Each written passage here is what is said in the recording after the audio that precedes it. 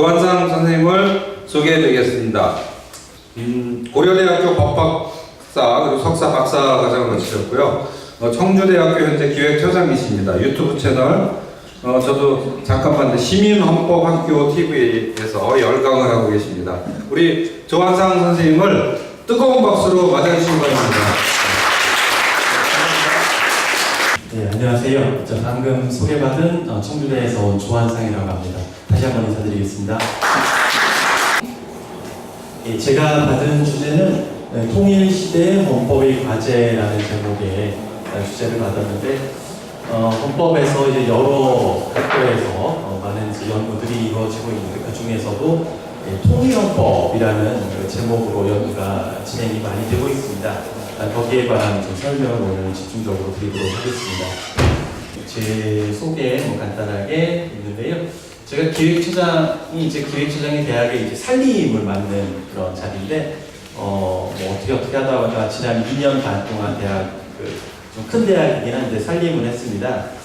살림을 하다 보니까 이 살림이 얼마나 어려운 건지 잘 알겠더라고요. 그래서 이렇게 귀한 자리 만들어주시고 또 이렇게 오랫동안 유지를 해주시는 이사장님, 대표님 비롯해서 여러 이제 운영해주시는 선생님들이 정말 대단하시다 이런 생각도 들고 또 저를 또 이렇게 불러주셔서 다시 한번 감사드린다는 말씀도 좀 빌어서 말씀을 드리도록 하겠습니다.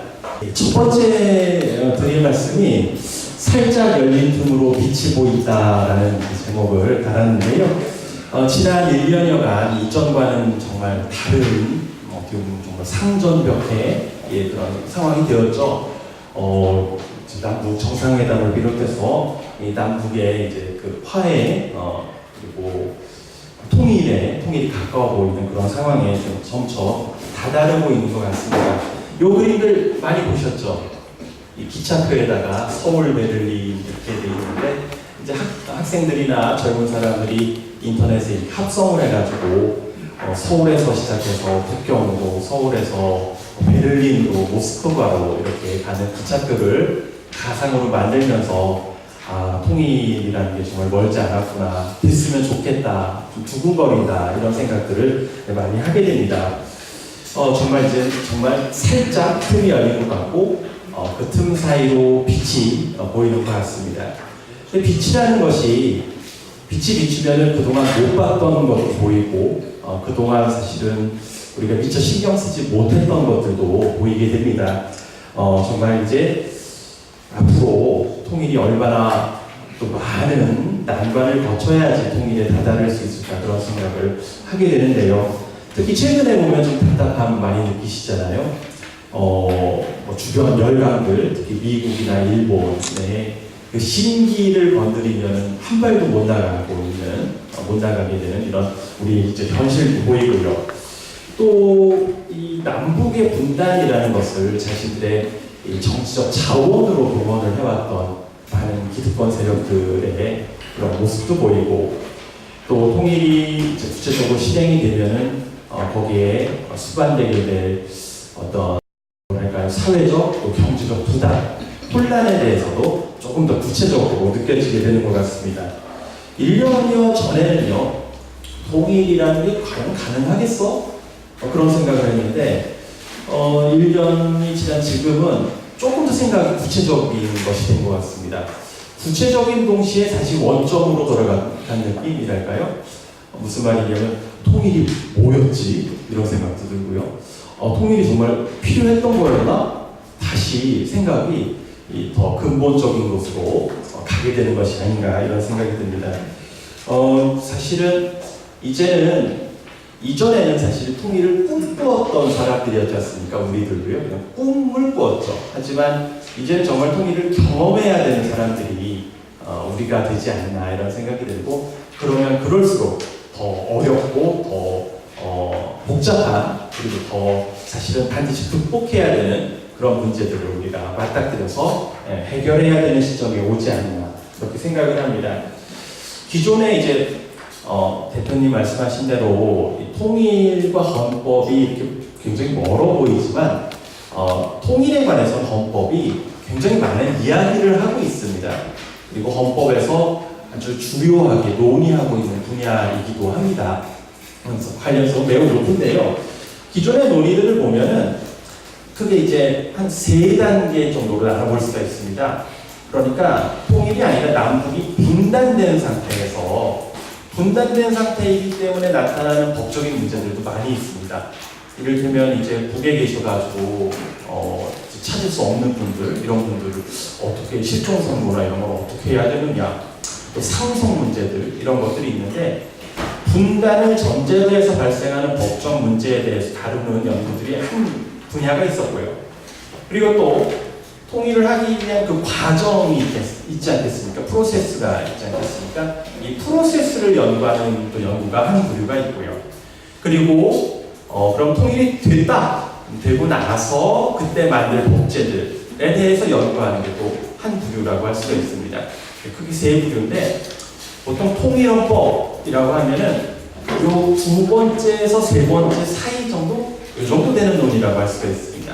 통일이 되어가는 과정에서 어떻게 이제 헌법 질서를 만들 것이냐, 그리고 통일이 된 다음에는 또 어떤 헌법을 만들 것이냐, 이런 부분에 대해서 연구를 하고 있습니다.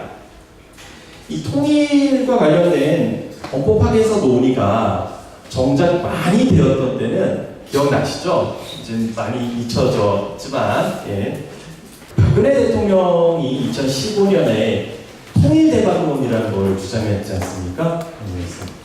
굉장히 큰 논란이 되었었는데, 신기하게도 그때 헌법학계에서는 통일헌법과 관련된 논의가 많았습니다. 학회도 좀 많았고요. 논문도 그때 많이 나왔습니다.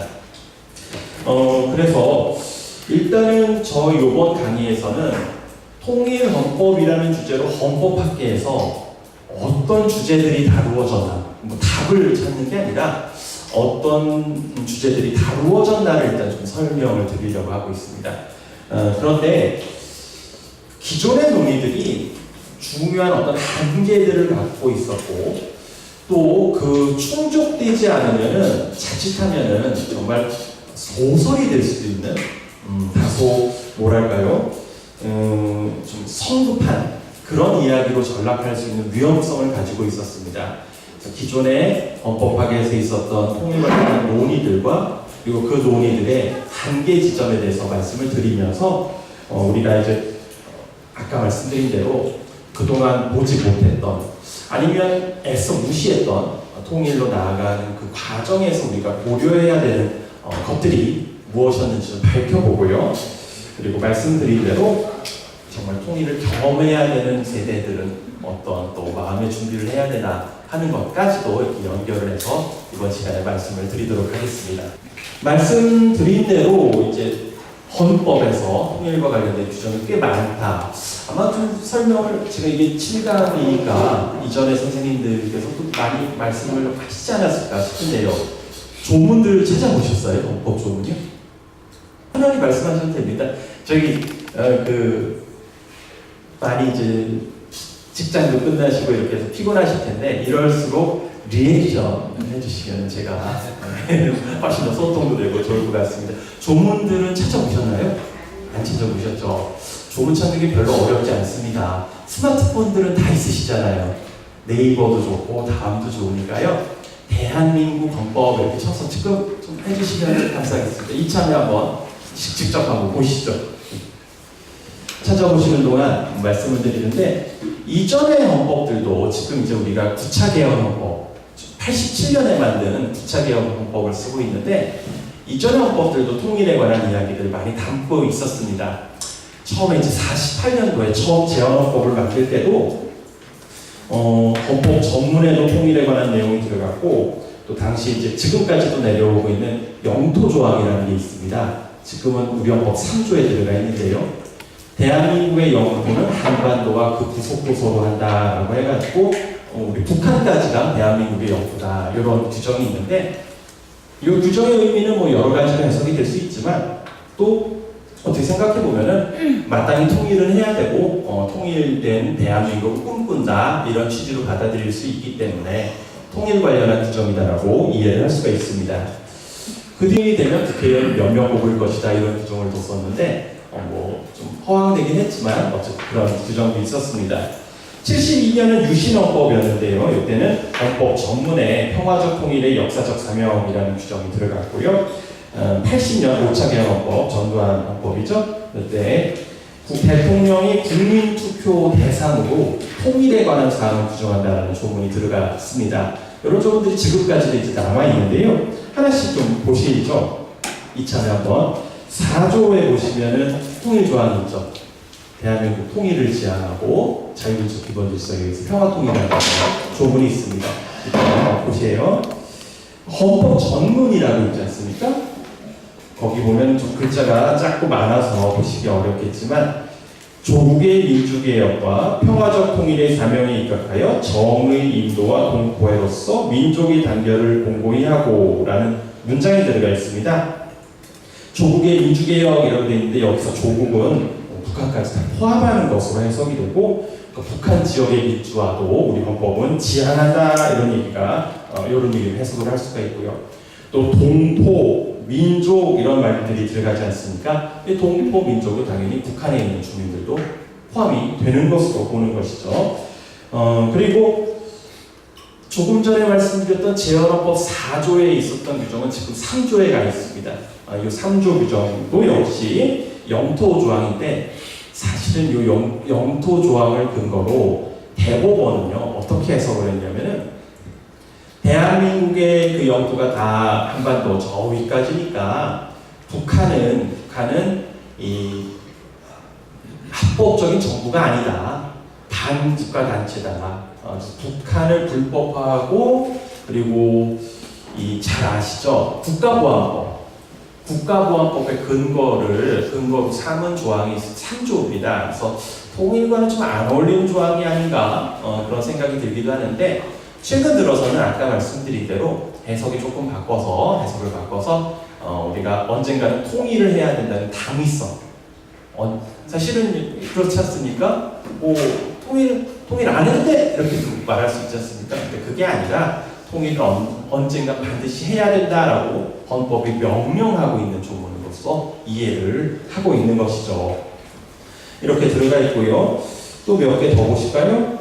4조는 말씀드렸고 66조 3항 한번 가보실래요? 66조 3항 이렇게 뒤까지는 안 가보셨죠? 66조 3항에 보면은 대통령의 조국의 평화적 통일을 위한 성실한 의무라는 규정이 있습니다. 대통령이 되면은 조국 통일을 위해서 반드시 성실하게 노력해라라는 내용이 들어가 있어요. 그리고 또 72조 한번 가보세요. 72조 가보면은 대통령은 통일에 관한 중요 정책을 국민투표에 붙일 수 있다라고 돼서 언젠가 통일이 된다. 그럼 반드시 국민투표를 해가지고 국민들의 동의를 얻어라라고 이렇게 계획표가 들어가 있습니다. 네. 또 92조 한번 가보세요. 쭉 내려주십시오. 이건 좀 많이 들어보셨죠? 민주평화통일 자문회의 민주평통 해가지고 많이들 하잖아요. 예. 민주평화통일 자문회의가 위원이 7,000명인가 그렇죠. 그래서 굉장히 큰 단체인데 민주평화통일 자문회의를 두는 것도 역시 통일을 하겠다라는 의지가 담겨져 있는 것이고요. 이렇게 다양한 곳에서 이거 말고도 다른 곳에도 좀 흩어져 있는데 헌법에는 이렇게 다양하게 통일에 관한 이야기가 들어가 있습니다. 그래서 통일과 헌법은 어떻게 보면은 통일에 관한 아주 이제 다루고 있는 학문 분야가 여러 가지겠지만 그 중에서도 빼놓을 수 없는 대표 학문 분야가 헌법학이다. 이건 말씀을 드릴 수가 있을 것 같습니다. 북한과 남한의 관계에 대해서 현재 법적으로는 어떻게 보고 있느냐. 예전에는요 말씀드린 대로 북한은 반국가 단체고 남한이 언젠가는 올라가서 무력으로라도 아니면 경찰력으로라도 이렇게 결국에는 수복해야 된다. 특히 법학이라는 게 굉장히 보수적인 학문이잖아요. 대법원을 중심으로 그런 해석문이 주류를 이루었고 또 그걸 근거로 해서 국가보안법이 만들어져 있었던 것입니다. 근데 이거는 이제 최근 들어서 많이 바뀌었죠. 특히 남북한이 유엔에 동시 가입을 하고 나서부터는 그렇게 보는 거는 좀 어렵고 최근에 이제 어떻게 보냐면은 국제법으로 보면 독립된 국가라고 할 수 있으면서도 상호간의 관계에서 보면 서로 국가로 인정할 수 없는 관계로서 이러한 관계를 일종의 특수한 내부적 관계다 이렇게 말하는데요. 좀 풀어서 말씀을 드리면은 국제법적으로 여러 국가들이 모였다 그러면은 남한, 북한 하나의 독립된 정부를 본다 이거죠.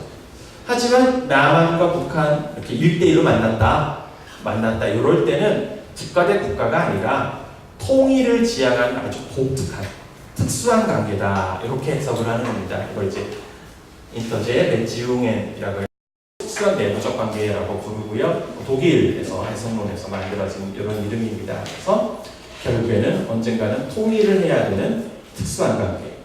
그리고 이것에 근거를 해서 어떻게 보냐면은 이 북한 주민도 당연히 이제 남한 헌법에 대한민국 헌법에 의해서 기본권을 보장받고 또 대한민국이라는 정부도 북한 주민에게 또 기본권 보호 의무를 부담하고 이렇게 이제 해석을 하고요.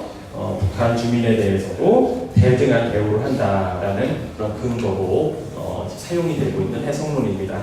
정리를 다시 해드리면은 지금 이제 현재 헌법 해석론상 남한과 북한은 한편으로는 뭐 불미스러움들도 많이 생기지만 또 다른 한편으로는 통일을 위해서 언젠가 만나고 이야기해야 하는 그런 독특한 내부적 관계를 가지고 있다라고 해석하는 것으로 헌법재판소도 마찬가지로 이런 식으로 해석을 하고 있습니다. 통일헌법의 의미에 대해서 말씀을 드리겠습니다. 통일헌법이라는 말을 뭐 많이 쓰지 않습니까? 통일헌법. 근데 통일헌법이 뭐냐? 라고 물어보면은 딱히 정확하게 대답하기가 좀 어려울 수도 있을 것 같아요. 한번 좀 물어봐도 될까요?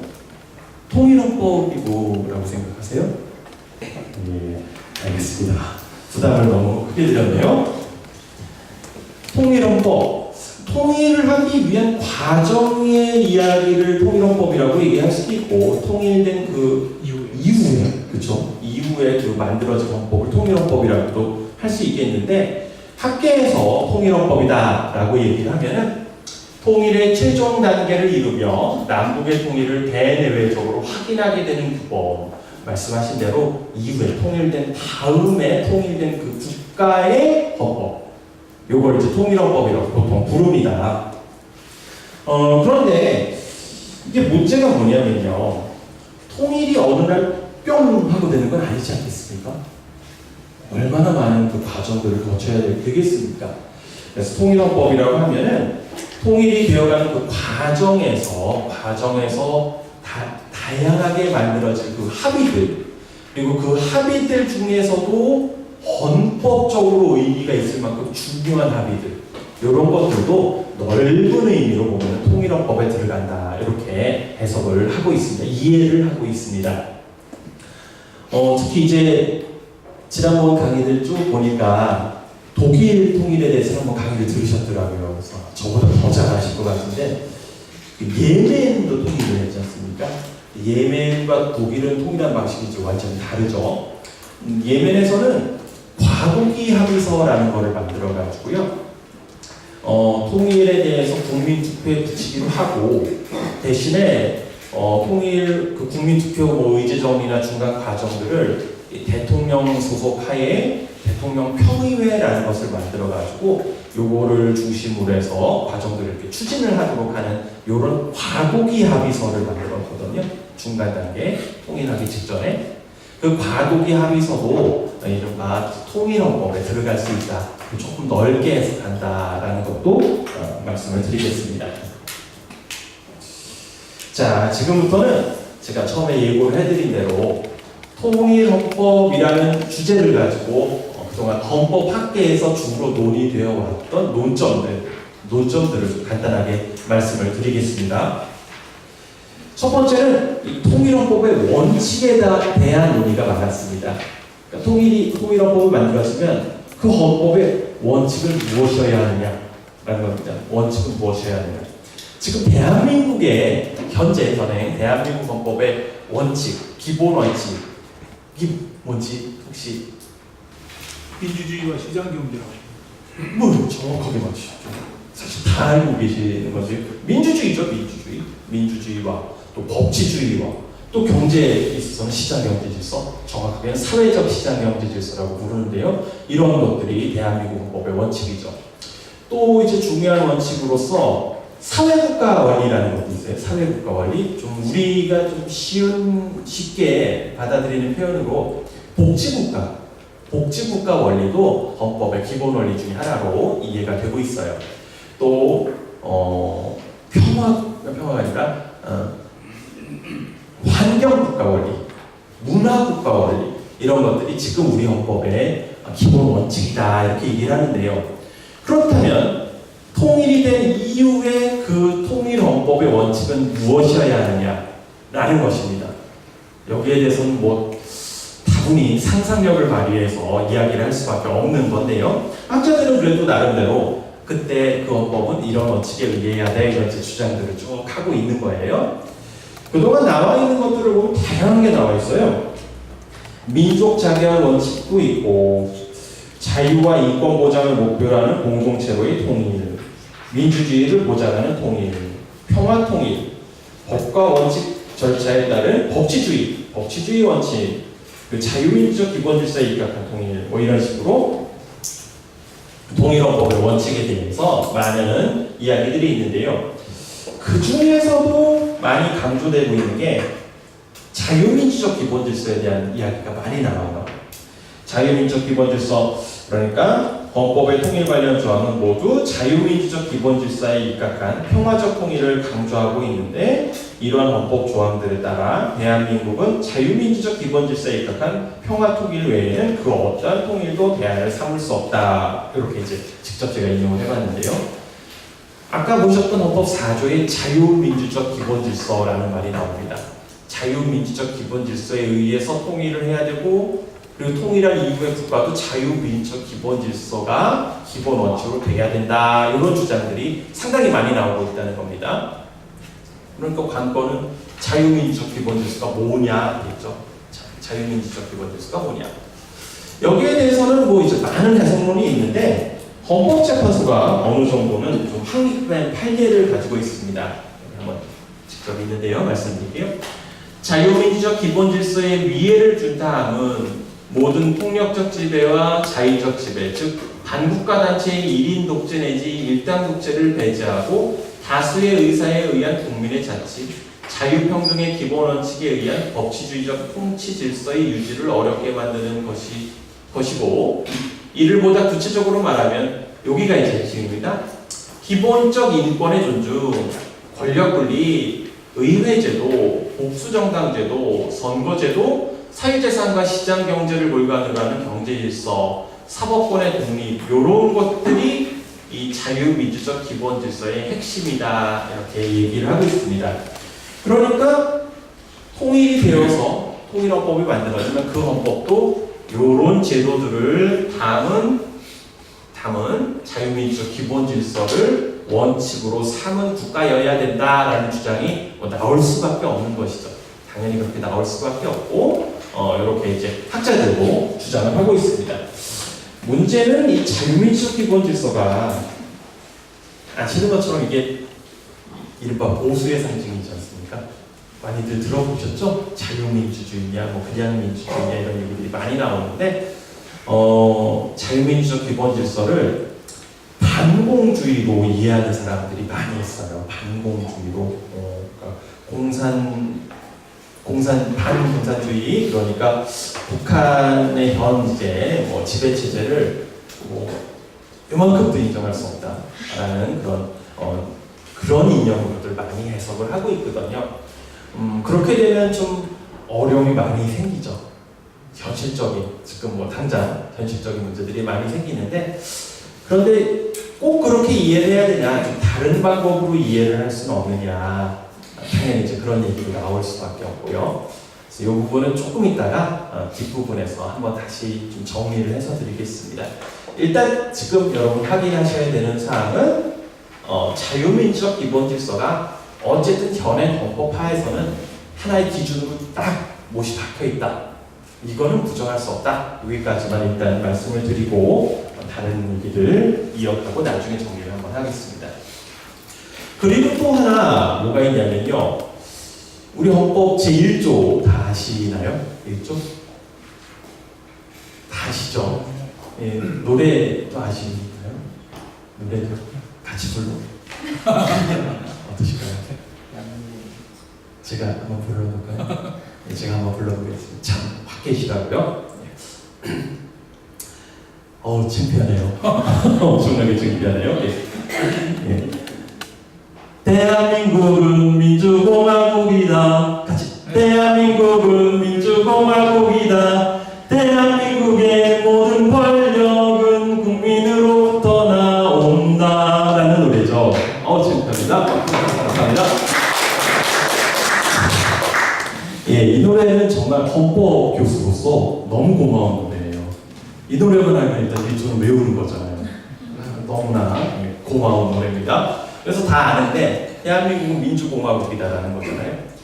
대한민국은 민주공화국이다라는 이 조항은 1919년 임시정부법부터 있었던 거예요. 그리고 이 대한민국은 민주공화국이다라는 조항이 아주 의미가 깊은 조항입니다. 생각을 해보십시오. 1907년도에 고종 황제가 물러난 거잖아요. 그리고 1910년에 한일 병탄이 일어나서 그래서 일본한테 주권이 넘어간 거 아닙니까? 1910년 이전에는 그 이전에는요 우리나라에서 언제나 왕권 국가였어요. 왕이 있는 국가였단 말이에요. 그런데 어느 날 갑자기 우리는 이제 왕 필요 없어. 우리는 이제 민주공화국이야. 라고 선언을 하는 게 이게 쉬웠겠습니까? 쉽지 않았을 거예요. 다 나라님 비 많이 오면 나라님 탓이고 비 안 오면 나라님 탓이었는데 그렇게 몇천 년을 살았는데 어느 날 갑자기 왕이 싫어진 거란 말이에요. 왕을 버린 거란 말이에요. 그건 정말 어마어마한 역사적 결단이거든요. 그 결단을 한 그 상징과 같은 조항이 이 민주공화국입니다. 그래서 대한민국 민주공화국이라는 헌법 제1조는 아주 의미가 깊은 것으로 해석이 되고 있고요. 그래서 이 워낙 의미가 깊으니까 이 조항은 통일헌법에서도 우리의 원칙으로 삼아야 된다는 주장이 많이 제기가 되고 있고 상당히 설득력이 있다라고 저도 생각을 합니다. 그런데 이제 헌법 1조는요. 1조는 사실 굉장히 중요하잖아요. 얼굴이잖아요, 얼굴. 그래서 1조를 다른 나라들의 헌법 조문을 보면은 특히 이제 독일의 기본법을 보면은 1조에다가 인간의 존엄과 가치를 집어넣었어요. 인권에 대한 거였습니다. 그러니까 우리나라는 국가부터 얘기를 하지만 그쪽 나라들은 개개 인권부터 얘기를 하는 거죠. 둘 다 의미고 둘 다 중요한 이야기죠. 근데 인권의 중요성에 대해서 이걸 간과할 수는 없으니까 최근 들어서는 이런 얘기도 많이 나와요. 헌법 제1조 조문을 바꾸자. 어떻게 바꾸냐? 아이디어로 나와 있는 걸 보면은 1조 1항을 대한민국은 인간의 존엄과 가치의 존중을 국가 성립의 기초 및 독립으로 하는 민주공화국이다. 이렇게 바꾸자는 거예요. 인권을 강조하는 민주공화국이다. 이렇게 바꾸자는 아이디어가 나오고 있는데 상당히 재미있는 아이디어입니다. 국민 개개인의 인권도 너무나 중요하고 특히 이제 통일된 대한민국, 통일된 한국의 경우에도 더더욱 더 중요하지 않겠습니까? 그래서 두 개를 워낙 우리한테 의미가 큰 민주공화국과 또 인권 존중을 같이 한 조문에 넣자라는 주장도 나오고 있고 설득력이 있다라고 생각을 합니다. 자, 지금 말씀드린 거는 통일헌법의 원칙을 뭐로 할 것이냐에 대한 학계에서 논란 간단하게 말씀드렸습니다. 다른 것도 한번 보시죠. 체제 연합 단계 문제에 대해서도 많이 논의가 되고 있습니다.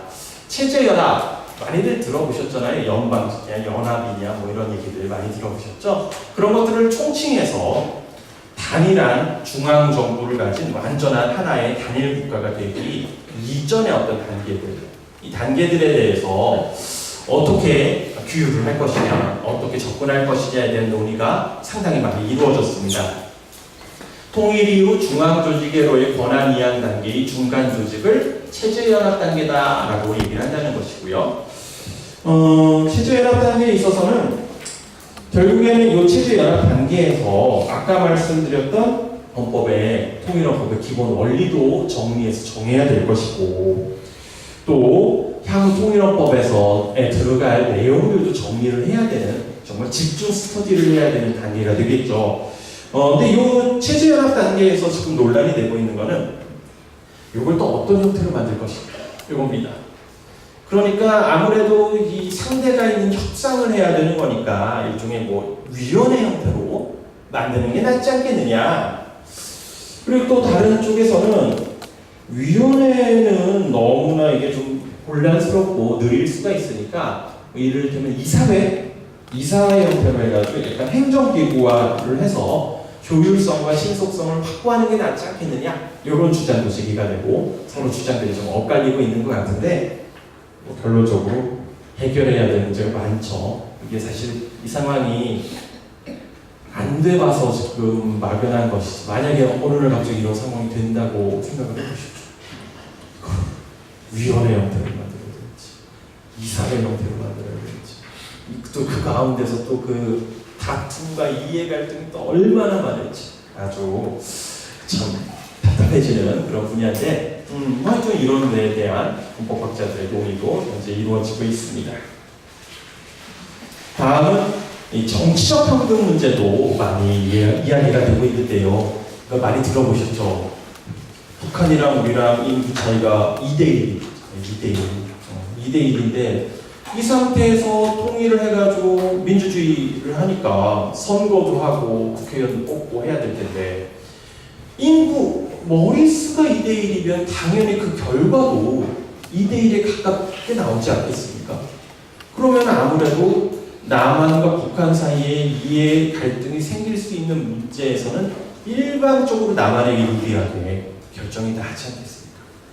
그러면은 북한 주민들이 이런 통일을 받아들일 어려운 문제가 생기는 것이죠. 그래서 여기에 대해서는요, 또 그런 문제도 있어요. 통일이 되면은, 북한에서도 이제 정치 조직들이 만들어져야 될 거 아니겠습니까? 정당도 만들어지고, 사회단체들도 만들어지고 그래야 되는데, 이게 만들어지는 게 쉬운 게 아니지 않습니까?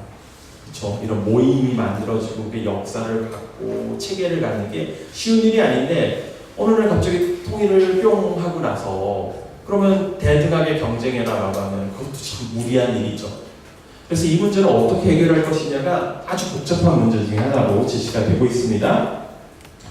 그래서 일부 학자들은 북한 주민들의 정치 참여를 확대하고 북한 주민들에게 실질적으로 동등한 주권자로서의 기회를 보장하기 위한 한도 내에서 사실적 불리한 여건을 고려한 우대 조치를 할 필요가 있고 이게 형식적 기회의 평등 보장에 반하지 않는다 이런 주장을 하는 견해도 있습니다. 무슨 말이냐면은 일시적으로 좀 북한 쪽에 유리하게 해주자. 뭐 이를테면은 대표를 뽑는데도 북한이랑 남한이 거의 균형을 맞출 수 있게 조금 좀 그 선거구도 그쪽은 좀 작게 만들게 해주고 남한은 좀 큼직큼직하게 만들고 그럼 이제 균형이 생기잖아요. 그렇게 한다든가 뭐 사실상의 좀 우대 조치를 만드는 게 어떻겠느냐 이런 주장들이 나오고는 있는데 근데 막상 그렇게 한다고 생각을 해보십시오. 그건 두 가지 점에서 문제가 생길 겁니다. 첫 번째는 민주주의잖아요. 민주주의는 이게 그 어떤 표의 균등도 이 액면 가치의 평등과 또 결과 가치의 평등 두 개를 다 요구를 하거든요. 그게 깨지면 민주주의가 아니잖아요. 그러니까 민주주의 원리에 반한다는 점에서 큰 문제가 될 것이고 두 번째로는 현실적으로 얼마나 문제가 되겠습니까? 이게 또 정치적인 남한 내부에서 또 북한 사이에서 또 북한 내부에서 얼마나 많은 논란이 되겠습니까? 그래서 이거 쉽지가 않겠다. 이 문제도 정말 쉬운 문제가 아니구나라는 생각을 하게 됩니다. 북한 인구 추이 이렇게 나오고 출산율이 이 그림 보니까 그 생각이 나더라고요. 조금 지나면 괜찮아질 수 있겠다. 왜냐하면 남한이 출산율이 너무 많이 떨어져 있어서 이 인구가 줄겠다. 그러면 언젠가는 남북한 비슷해질 날도 오면 그럼 괜찮을까? 뭐 이런 생각 들긴 하더라고요. 출산율이 너무 떨어지는 건 참 우리 사회가 안고 있는 심각한 문제구나 이런 생각이 이 그림 보면서도 좀 하게 되었습니다. 그래서 정치적 평등, 즉 인구 비례 문제도 심각한 논란의 대상이 되고 있다는 것이고요. 또 이건 많이 들어보셨을 텐데요. 통일 이후 정부 형태는 어떻게 할 것이냐, 대통령제로 할 것이냐, 의원 내각제로 할 것이냐, 뭐 이원 정부제로 할 것이냐 논란이 많이 되고 있는데 이거는 사실은 이게 뭐 사람들이 발명해서 바꾼다고 된 문제도 있지만 그 나라의 선거나 정당 환경이 어떠냐에 따라서 적합한 거를 찾을 수밖에 없는 그런 성격도 있어요. 우리나라 같은 이런 상황에서는 정당 정치가 완전히 안정화되어 있지 않기 때문에 의원 내각제는 상당히 어렵다 이런 비판도 있고, 반대로 대통령의 독주나 제왕적 대통령제 문제가 너무 강하니까 좀 억지로라도 의원 내각제로 바꾸자 이런 주장도 있고 계속 논란이 되고 있고, 우리 헌법 현재 우리 헌법을 바꾸는 데 있어서 개헌을 하는 데 있어서 논란이 되고 있는데요. 뭐 통일 이후에는 그럼 어떻게 할 것이냐, 이건 더 어려운 문제가 되겠죠. 뭐 일단 기본적으로는 통일 국가의 정당 제도나 선거 제도의 발전에 따라서 성공 조건이 어떻게 갖추어져 있느냐에 따라서 그때 가서 생각해 볼 문제지, 지금 이거 그리는 것 좀 문제가 있지 않느냐 이런 얘기들도 요즘은 많이 나오고 있고요.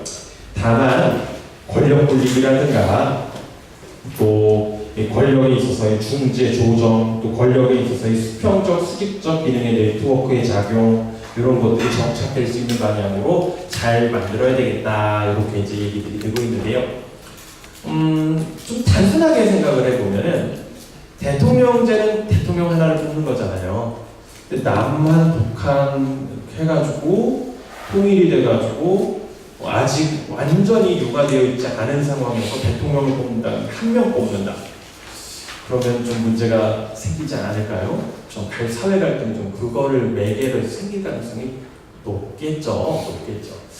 그래서 대통령제보다는 일단 의회를 구성해서 의회 내에서 비례적으로 대표를 뽑고 또 수상을 뽑고 또 내각을 구성하는 의원 내각제가 조금 더 연착륙 시키는데 도움이 되지 않겠느냐라는 주장이 많이 나오고 있습니다. 하지만 또 그러다고 또 그게 잘 될까? 무슨 말이냐면 지금 우리 헌법도 제대로 못 바꾸고 있는데 그렇지 않습니까? 개헌하겠다고 그렇게 했는데 결국 못했잖아요. 그런데 뭐 통일 이후 언제 올지 모르는 그 통일 이후의 정부 형태까지 얘기하는 건 좀 너무 거리감이 느껴진다 그런 생각이 듭니다. 다음은 이제 통일의 사회적 경제적 통합 문제에 대해서도 논의가 되고 있습니다. 특히 이제 경제 질서의 통합이 어떻게 보면은 이 정치 질서의 통합보다 더 중요하고 본질적인 문제가 되지 않겠습니까? 이 경제 질서의 통합 문제가. 이 부분과 관련해서는 학자들은 이런 얘기들을 많이 해요. 결국에 남한의 어떤 자유시장 경제 질서와 또 북한의 지금 통제적 그 경제 질서의 중간 정도를 찾아야 되지 않겠느냐. 그래서 자유시장 경제 질서의 좀 문제점들도 이참에 교정을 하고 북한은 좀 더 좀 개방시키고 합리화시키고 이런 기회로 삼자라는 주장이 제일 많이 나옵니다. 그리고 그걸 얘기를 하면서 우리 헌법이 현재 우리 헌법이 갖고 있는 119조에 나와 있는 우리 헌법의 이 경제 질서는 자유시장 경제 질서가 아니라 사회적 시장 경제 질서를 제정했다고 얘기를 합니다. 무한정 자유에다 맡겨놓은 게 아니라 국가의 뭐 시장 지배적 지위 남용 이걸 막는다던가 아니면 어떤 그 소득 분배, 재분배 문제라든가 이런 거를 위해서 국가가 보충적으로 개입할 수 있는 가능성을 둔 그런 경제 질서를 우리 헌법은 채택을 하고 있거든요. 그래서 이참에 우리 헌법 119조에 규정되어 있는 사회적 시장 경제 질서를 조금 더 정착시키고 좀 더 발전시키는 기회로 삼자라는 주장이 많이 나옵니다. 그런데 이거를 찾아보니까요, 옛날에 48년도에 우리 처음 헌법을 만들 때 그때 사람들은 말이에요, 45년도까지 남한 북한이 어쨌든 같은 생활권 묶여 있지 않았습니까? 근데 갑자기 달라진 거잖아요. 그러다 보니까 통일에 대한 생각이 지금 우리들 뭐와는 또 달랐을 것 같아요. 그렇죠. 그래서 당시 헌법을 만들 때도 이런 얘기가 있어요. 헌법 제헌헌법 의사록이죠. 회의록에 보면은 이익근정권의 규정에 강하게 찬성하였던 전진환이라는 제헌의회 의원이 사회민주주의가 아닐 것 같으면 공산주의를 막지 못할 것이라고 주장하고 민주주의 노동을 전개하지 않을 것 같으면 우리가 남북을 통일한 기본을 잃고 또 일면에 있어가지고는 남조선 정권이 남북을 통일할 수 없는 한계의 정권이라고 볼 수밖에 없을 것이라고 주장을 했다고 기록이 남겨져 있어요. 무슨 말이냐면은 당시는 아직 대한민국이라는 이름이 확정되지 않았던 때예요. 그래서 남조선이라는 표현을 여기 들어간 겁니다. 아주 옛날 얘기입니다. 무슨 얘기냐면은 우리가 무작정 자유시장 경제 질서로는 갈 수 없다. 왜냐면은 이후에 통일을 해야 되지 않느냐. 근데 북한은 사회주의 경제 질서를 일단 표방을 했으니까. 근데 언젠가 통합을 하려면은 그게 좀 원만하게 되려면 우리도 무작정 자유시장 경제가 아닌 중간 형태로 갈 수밖에 없지 않느냐. 이런 얘기를 하면서 또 그렇게 해서 우리나라가 노동이나 또 농민들에게 어떤 적절한 혜택을 처우를 하는 그런 좀 정의로운 국가여야지 통일을 할 때도 좀 당당하지 않겠느냐 이런 내용이 48년 의사록에 들어가 있습니다. 그런 차원에서 보면은 지금 이제 70년이 지났잖아요. 70년 이후에도 거의 똑같은 얘기를 하고 있구나. 그런 생각을 또 문득 하게 되었습니다. 또 이런 얘기도 들어가 있습니다. 연구 기록에 보면 연구물을 보면 화폐 통합 얘기를 다루고 있는 논문이 있어요. 이거 좀 너무 나갔다 싶기도 하고 그런데 어찌되었건 대한민국의 원화를 통일된 한반도 전 지역의 법정 통화로 한다. 조선민주주의 인민공화국이 이미 발행한 화폐와 대한민국 원화의 교환 비율은 주민 생활의 안정, 기업 도산 방지 등을 고려해서 적정한 범위 내에서 결정한다. 이런 식으로 화폐 통합의 원칙은 미리 세워두자 이런 걸 주장을 하는 헌법학 논문이 있습니다. 그래서 이런 고민들도 하는구나. 그래서 이것도 하나 좀 따왔습니다. 더 어려운 거는 사회문화적 면에서의 이 어떤 남한, 북한의 동질성 회복이 정말 어렵지 않겠느냐라는 생각이 들었습니다. 통일 국가가 남북한 이질적인 체제의 결합임을 고려해서 전체주의를 배격하고 다원주의를 기반으로 다양성이 보장되는 가운데 선의의 경쟁을 통해 발전 도모하는 것을 한다라는 원칙을 제시한다. 굉장히 뻔한 얘기를 한 거예요. 네, 근데 사실 많은 우리 국민들도 그렇고 북한은 뭐 더 할 거고 어떤 적대감이 지속되어 왔고 또 그 적대감을 국민들에게 내면화시켰고 또 그것을 계속 지속시켰고 흔히 이제 레드 컴플렉스라고 하지 않습니까? 이런 상황에서 남한과 북한 주민들이 정말 이제 피부로 와닿을 정도로 동질감을 회복하는 것이 이것도 참 지난하고 어려운 과제겠구나 그런 생각을 동시에 한번 해봤습니다. 그 다음 체제불법 청산이라는 제목으로도 이야기가 많이 되는데요. 체제불법 청산 어떤 의미일까요? 이게 혹시 들어보셨나요? 이게 좀 저는 좀 그랬어요. 사실은요. 이 통일과 관련된 헌법 논의에서 어떻게 보면 상당히 초창기에 이 얘기가 나왔는데요. 뭐냐면요. 이 독일에서 나왔던 얘기인데 과거 불법 체제 내지는 불법 국가에서 저질러진 모든 불법 행위와 관련하여 헌법 국가가 법치 국가 원리에 따라서 가해자를 형사적으로 처벌하고 불법 행위로 인한 정신적 물질적 피해자들에 대해서 복권을 하거나 원상복구 또는 보상을 하고 재산권을 반환하는 것을 체제불법 청산이다. 말이 길어서 이해가 안 되시죠?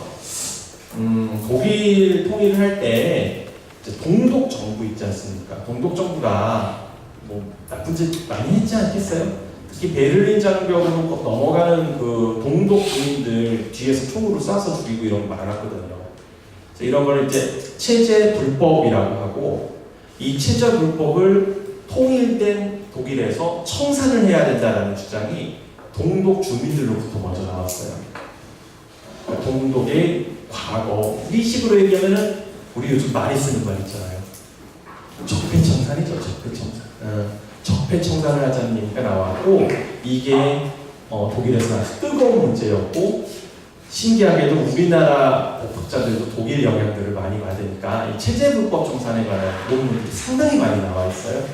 이런 논의도 아주 진지하게 많이 되고 있다는 것도 기억을 해주시고요.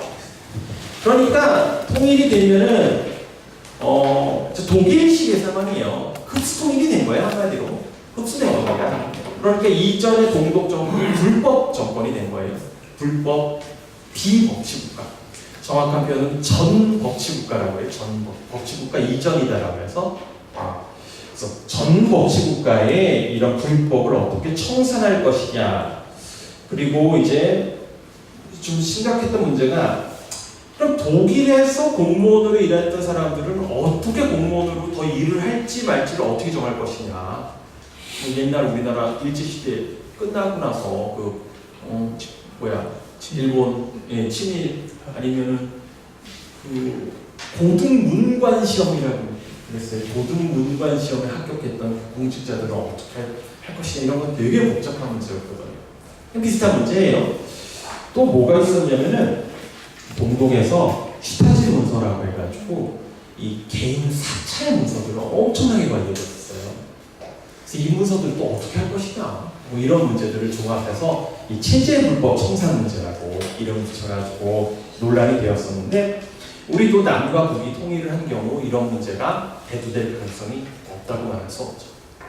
있을 수 있습니다. 그런데 역시 동시에 느껴지시는 게 있죠. 되게 어렵다는 거.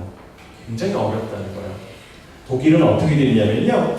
1989년에 통일됐잖아요. 독일이요. 90년도 3월부터 동독 주민들이 이걸 요구를 했는데, 그 난리를 치고 결국에는 750명의 동독 사회주의 통일당 간부가 처벌되었고요. 750명 중에서도 40%만 감옥에 갔고 22%는 벌금형을 선고받았습니다. 그리고 그걸 끝났어요. 사실 용두사미가 돼버렸죠. 그런 역사가 있는데요. 이런 부분도 이제 법학자들, 헌법학자들이 논의를 많이 하고 있는 이슈 중에 하나입니다.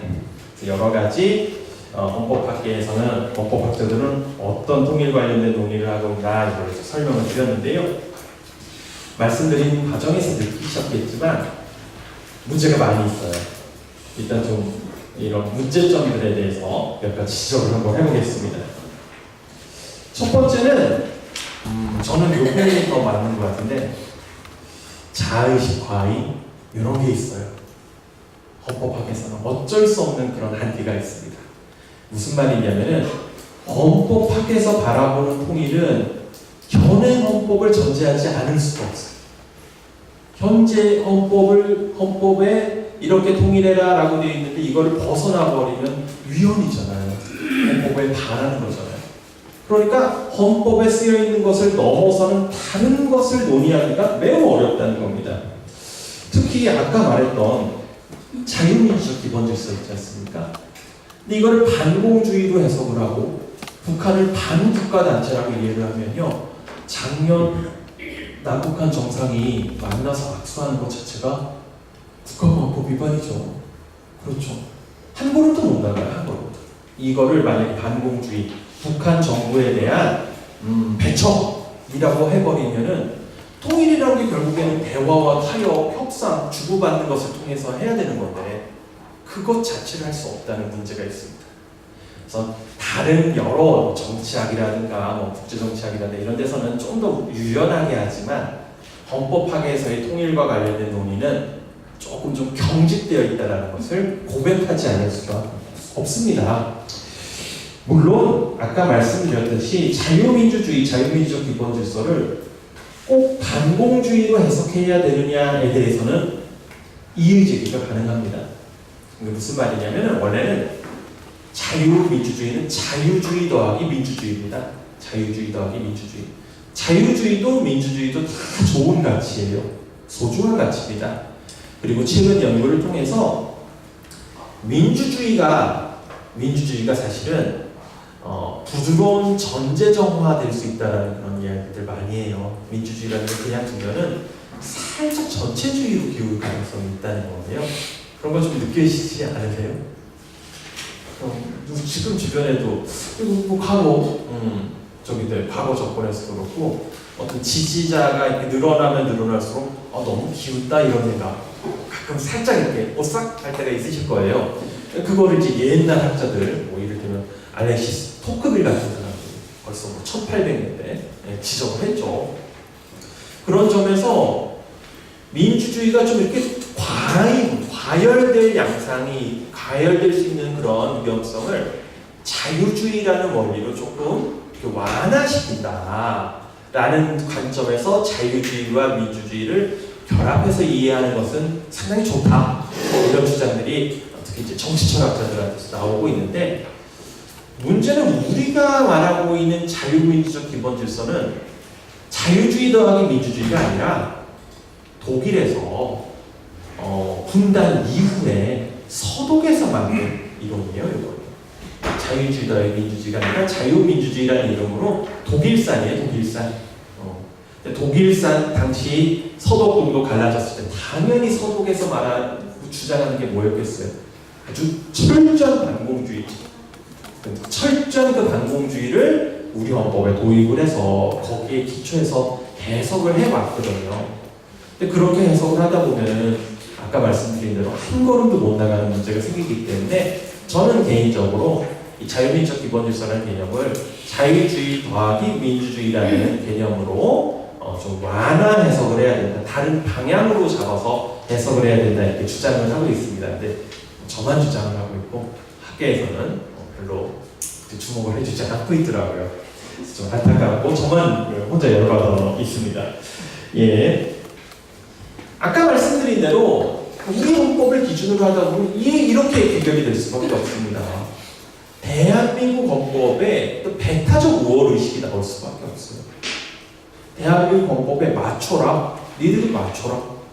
배타적 우월 의식이라든가 아니면 주견주의. 너희들은 아직 발전이 못 돼가지고 우리가 돌봐줘야 돼. 이런 식으로 관점이 만들어질 수가 있습니다. 또 다른 한편으로는 이렇게 됩니다. 백기투항해. 우리가 만들어 놓은 기준이 이거거든? 이 기준에 맞추려면 너희들은 다 버려야 되겠다. 야. 다 버리고 와. 이렇게 버린다는 거죠. 그래서 현행 헌법을 기준으로 이야기하는 거는 헌법학자 나름대로 고충이 있다는 건 이해를 하지만 현실에서는 한계가 있다. 실제로 어떤 헌법학자분께서 이런 문장을 쓰셨어요. 통일이 이루어지기 위해서는 북한에서 먼저 민주혁명이 일어나고 북한에서도 민주정부가 수립된 후 남북한이 하나의 자유민주주의에 입각한 통일헌법을 채택하는 방법이 있고 또 다른 방법은 북한이 남한의 헌법에 편입되어 남한의 헌법을 통일헌법으로 삼는 방법이 있을 수 있다. 정말 솔직한 얘기예요. 무슨 말이냐? 최근에 들어서 이제 보수적 성향을 갖고 있는 학자분들께서 흡수통일 얘기를 아주 공공연하게 하시는 분들이 좀 나오시더라고요. 마찬가지죠. 우리 헌법을 기준으로 하면은 북한의 붕괴와 흡수통일 이외에는 상상할 수 있는 방법 별로 없어요. 헌법학에서의 아까 말씀드렸던 이런 헌법 통일 헌법 논의에 한계가 있을 수밖에 없다는 것을 첫 번째로 하나 말씀을 드릴 수가 있고요. 두 번째는 중간 단계의 생략입니다. 뭐냐면요, 시간표에 따라서 헌법학에서는요, 시간표에 따라서 만나가지고 과거기 합의서 쓰고 그리고 시간표에 따라서 몇 달 동안 운영해가지고 그 다음에 스터디 해가지고 국민투표 거쳐가지고 통일헌법 만들고 짠 통일 이것만 생각을 해요. 무슨 말이냐면은 이제 느껴지시잖아요. 이제 다들 아시고 결국에는 남한과 북한이 이 평화 공존해야 되는 상당히 긴 기간이 필요하겠구나라는 것을 다 이제는 알게 됐잖아요. 그리고 그렇게 공존을 하면서 교류도 하고 또 북한에 문제가 있었던 부분들 좀 교정을 좀 서서히 할 수 있게 하고 그러면서 북한은 남한에 의해서 조금씩 변화하고 남한도 북한에 충분히 적응을 하고 그래서 그 과정을 거친 다음에야 만나서 통일헌법의 기본 원리도 정하고 통일 룰 협상도 하고 그리고 하나하나 과정도 거치고 할 수 있는 게 아니냐라는 생각을 이제는 하게 되는데 이 유감스럽게도 통일헌법 논의는 상당히 우리가 충분히 가져야 되는 숙고 기간이죠. 한마디로 숙려 기간이죠. 요 중간 단계에 대한 이야기를 못 하고 있다, 안 하고 있다라는 것도 중요한 한계로 지적이 될 수가 있겠습니다. 그리고 또 중요한 건데요.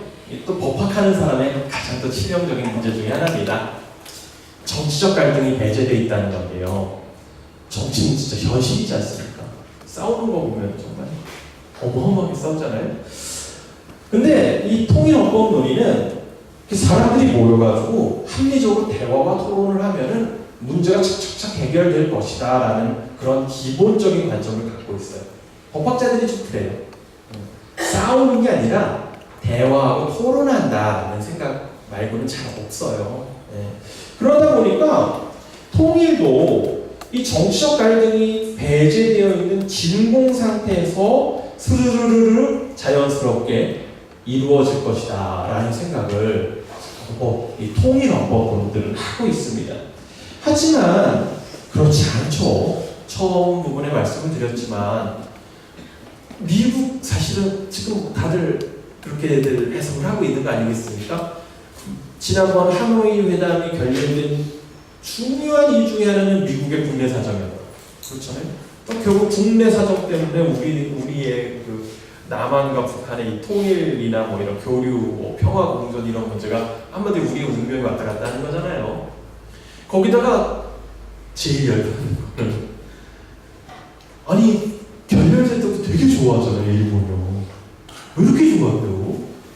진짜 왜 이렇게 좋아하냐면요. 제가 옛날에 일본 여행을 잠깐 갔는데 그때 북한에서 이걸 쐈어요. 근데 이 아오모리 지역을 지나갔거든요. 깜짝 놀랐습니다. 24시간 북한 얘기가 나와요. 일본은 정말 북한 없으면은 북한이 이거 안 쏘면은 정치가 안 될 지경이다 이런 생각 느낌이 들더라고요. 우리나라에서 뭐 숙보 내고 이런 거는 세 번에 핍니다. 진짜 뭐 24시간 며칠 동안 놀아요. 네. 그러니까 뭐 결렬되면 더 이해가 설마 그렇겠냐마는 그래도 합리적인 의식이 드는 건 사실이죠. 예, 그런 거를 보면서 정치적인 이 갈등의 문제가 이 통일을 해나가는 건 얼마나 복잡하겠느냐 그런 생각이 충분히 듭니다. 게다가 처음에 말씀드렸지만 통일과 그리고 통일이 아니라 남과 북의 갈등을 정치적 자원으로 이용해 왔던 사람들이 남에도 있고 북에도 있을 겁니다. 그 사람들이 이 지나가는 하나의 과정마다 어떤 대응을 하겠습니까? 뭐 그거를 비난만 할 수는 없어요. 또 본인들의 또 존립 기반이니까. 근데 이런 갈등과 이 갈등을 해소시키는 아주 지난하고 복잡한 과정들 이런 것들을 통일 논의에서 빼면 안 되겠죠. 근데 통일 헌법 관련된 논의들은 그런 게 좀 많이 빠져 있어서 약간 판타지가 돼버리는. 그래서 결론적으로 이 좀 헌법을 중심으로 하다 보면은 어쩔 수 없이 발생하는 이 배타적인 그 자의식 과잉은 되도록 좀 낮추기 위한 노력을 헌법학계 내에서 해야 된다고 봅니다. 그리고 중간 상태, 그 평화적 공존 상태, 상당한 평화적 공존 상태를 이 학문적 논의의 과정에 반드시 집어넣어야 되는데 부족한 것으로 보입니다. 그리고 정치적 갈등에 대한 숙고도 지금보다 더 많이 들어가야지 헌법학계의 논의가, 헌법학에서의 논의가 좀 더 냉철하고 현실적인 논의가 되지 않겠느냐라는 생각을 합니다. 정리 단계로 들어가겠습니다. 마지막 이제 결론인데요. 생각보다 상상력이 많이 필요하다는 말씀을 드리겠습니다. 특히 이제 헌법학계에서의 나오는 논의들은 상당 부분이 독일, 간혹 예멘에서의 그 통일 과정의 기록을 전제로 하고 있어요. 하지만 독일은 급작스러운 붕괴와 그리고 흡수통일이었죠. 그런데 학자분들도 그렇고 시민들도 그렇고 흡수통일이라는 게 그다지 바람직하지는 않을 것이다라고 생각을 하는 분들이 굉장히 많죠. 왜냐하면 그 충격을 감당을 해야 되니까. 그 충격을 우리가 감당할 수 있겠느냐 걱정된다 이런 분들이 많죠.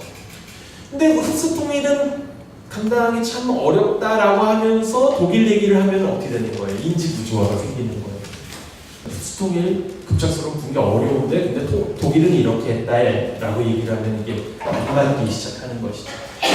예멘은 또 어떻습니까? 예멘은 남예멘, 북예멘이 그야말로 협상을 통해서 했죠. 근데 그 협상이 그야말로 대등한 협상이었어요. 뭐냐면은 1대2 협상이었습니다. 장관도 반나누고 의원도 반나누고 다 반씩 나눴습니다. 근데 인구는 달랐어요. 인구가 서로 다른데 그냥 서로 협상을 편하게 원만하게 하기 위해서 절반씩 나누는 협상을 했거든요. 나중에 어떻게 되겠어요? 예상한 그대로 공동체 유지가 안 되고 지금 4개가고 5개가로 나눠서 엄청나게 싸우고 있잖아요. 결국 통일을 한다고 좋아했는데 결국 나라를 나가게 그런 상황이 됐습니다. 근데 우리는 독일이나 예멘처럼 가지 말아야 될 거 아니겠습니까? 어떤 학자분께서 이런 얘기를 해요. 통일은 이익의 문제가 아니다. 통일은 의지의 문제다. 이렇게 얘기를 하세요. 뭐 맞는 말이죠. 하지만 한 걸음만 더 들어보면요. 이익이 없고 손해는 크고 고통만 안겨준다면 의지는 안 생겨요. 그렇죠? 같이 갈 수밖에 없습니다. 이익도 있고 의지도 있어야 되는 것이죠. 그래야지 국민들에게 정확하게 통일에 대한 비전을 제시를 할 수가 있는 겁니다.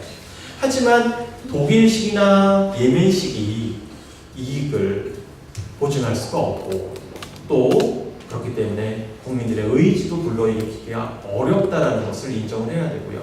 어떻게 보면은 우리는요, 제 짧은 생각이겠지만 지구상에 한 번도 없었던 방식으로 통일을 해야 될 것입니다. 그건 아마 확실할 겁니다. 그래서 현실에서 있었던 몇 가지 사례들, 독일이나 예멘의 사례를, 현실적 사례를 열심히 우리가 공부를 해서 카피하는 것보다 차라리 창의력과 상상력에 기반해서 우리 스스로 계획을 만들어 나가는 게 더 현실적입니다. 저는 그렇게 생각을 합니다. 그래서 현실의 참고 자료를 찾는 것보다 자유로운 상상을 펼치고 논의하는 것이 지금으로선 더 현실적인 대안이 아니겠느냐 이런 생각을 하게 됐습니다. 두 번째로는 통일헌법의 첫걸음이라고 했는데요. 우리의 모습을 좀 돌아볼 필요가 있다는 생각이 들었습니다. 우리나라가 굉장히 오랫동안 권위주의와 또 인권 탄압과 말도 안 되는 세월을 보내지 않았습니까? 그런데 양심 선언하는 사람은 그렇게 많지 않아요. 그렇잖아요. 거기에 과담했던 사람들이 진짜 얼마나 많은데 양심 선언하는 사람이 별로 없습니다. 이거는요, 김동춘 선생님이 그러셨나? 일본 사람이랑 비교가 된대요. 일본에는 양심 선언하는 사람이 꽤 많다는 거예요. 문제가 생기고 그러면은. 근데 그거랑 비교해서 너무 부끄럽다는 얘기를 하시는 것 같더라고요. 제가 정확한 기억이 맞다면은.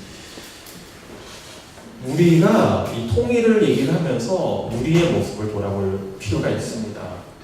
정치 체제도 그렇고 또 경제상 지금 양극화 문제라든가 또 어떤 부정의의 문제라든가 심각하지 않습니까? 이런 것들을 우리 스스로 성찰하는 기회로 삼아야 됩니다. 북한을 뭐 가여워하고 측은해하고 또 때로 지긋스러워하고 그 시선을 우리에게도 우리 스스로에게도 한번 비춰볼 필요가 있습니다. 그리고 또 통일에 대한 우리의 의지는 또 얼마나 강한지도 한번 생각을 해봐야 돼요. 제가 이제 학생들을 가르치는데 학생들한테 물어보면은 의외로 통일 안 하는 게 좋지 않아요 이렇게 얘기하는 학생들이 많아요. 많습니다. 우리는 헌법에서 분명히 통일을 해야 된다 이렇게 되어 있고 또 통일은 당연히 우리의 소원으로 다 이렇게 배워왔는데 의외로 내면으로 가보면은 달가워하지 않는 사람들이 많다는 것이죠. 우리의 의지도 다시 한번 점검을 해야 합니다. 이렇게 우리의 상황도 성찰을 하고 또 우리의 의지도 다지고 그래야지만 이 어려운 과정을 우리가 주도해 나갈 수 있고 또 나중에 북이랑 통일을 했을 때 말이에요. 또 당당하게 뭐 체제 불법을 청산을 하던 뭐 우리가 뭐 이걸 바꿔야 된다 얘기를 하면 뭔가 당당해지지 않겠습니까? 지금 통일을 경험하기 전 지금 이 시대에 우리 스스로를 또 돌아보기에도 삼아야 되겠다는 생각을 합니다. 교회 다니시는 분은 그 말씀 아실 거예요. 주님이 도둑처럼 온다고 그런 말 들어보셨죠? 마태복음에 있는 말인데 도둑처럼 온다. 통일은 도둑처럼 올 수도 있습니다. 뭐 독일처럼 올 수도 있습니다. 그렇죠? 독일처럼 오면은 지금 독일 헌법의 근거에서 독일 통일의 근거에서 만들어진 다양한 논의들이 분명 우리에게 의미가 있을 수 있습니다. 따라서 뭐 상상력이라는 건 지금 하고 있는 논의의 의미에 대해서도 상상력이라는 요청은 아마 적용이 되는 것이고 충분히 가치가 없다고 생각하지 않습니다. 가치 있다고 생각을 합니다. 하지만 많은 시간이 걸릴 것 같습니다. 이게 이제 최근에 통일헌법과 관련해서 많이 공부를 하고 있는 제 동료 연구자가 출판을 한 책에 나온 그림인데요. 1단계, 2단계, 3단계, 4단계 해가지고 2048년까지의 계획표를 이렇게 대충 한번 상상력으로 그려본 거예요. 그래서 종전선언하고 단계적으로 계획 합의하고 이렇게 해서 결국에는 한 세대 정도는 걸릴 것이다. 통일이라는 게 된다면은 한 세대는 걸릴 것이다. 이런 이제 주장을 했는데요. 뭐 이렇건 저렇건 좀 처음에 말씀드린 대로 정말 좀 현실감 있게 통일에 대해서 더 많은 빛이 들어오니까 그 빛을 통해 가지고 보이지 않았던 것도 보는, 특히 우리 헌법학 논의에 있어서는 그 보이지 않았던 틈도 보는 그런 기회로 지금 이제 열심히 노력을 해야지 통일도 좀 더 앞당길 수 있지 않을까 생각을 합니다. 더 많은 상상력, 그리고 더 많은 의지, 그리고 더 많은 인내를 가지고 통일을 준비했으면 좋겠습니다. 제가 드리고 싶은 말씀은 이거고요. 경청해 주셔서 감사합니다.